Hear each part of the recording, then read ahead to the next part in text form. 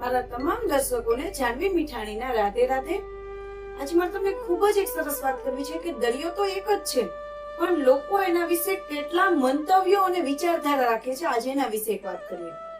એક બાળક હતું જે પગ બોળતું હતું દરિયાના કિનારે, એવામાં એને મોજું આવ્યું ને એનું ચંપલ લઈ જાય છે, એટલે એ દરિયાની રેતીમાં લખે છે આ દરિયો છે ને ચોર છે, કે મારું ચંપલ ચોરીને લઈ ગયું।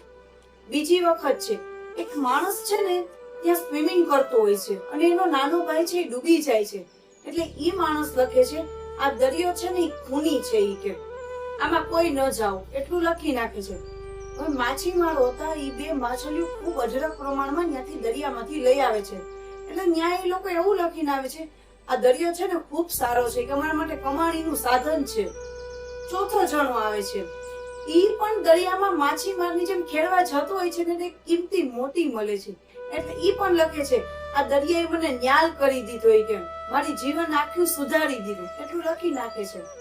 હવે આપણે આમાં શું શીખ મળી કે કોઈના મત મુજબ દરિયો ખૂની છે, કોઈના મત મુજબ છે ચોર છે, કોઈના મુજબ કમાણીનું સાધન છે।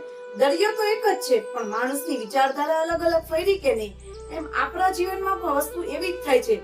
એક માણસ વિશે આપણે ખરાબ ધારી લઈએ તો એ ખરાબ થઈ જાય છે, સારું ધારી લેવાથી સારું થઈ જાય છે, પણ આપણા માટે એ વ્યક્તિ કદાચ ખરાબ હોઈ શકે પણ બીજા માટે એ પાછો સારો પણ હોય। એટલે જીવનમાં પણ ક્યારેક દરિયાની જેવું આપણી સાથે પણ થાય। એ સાથે જાનવી મીઠાણીના રાધે રાધે।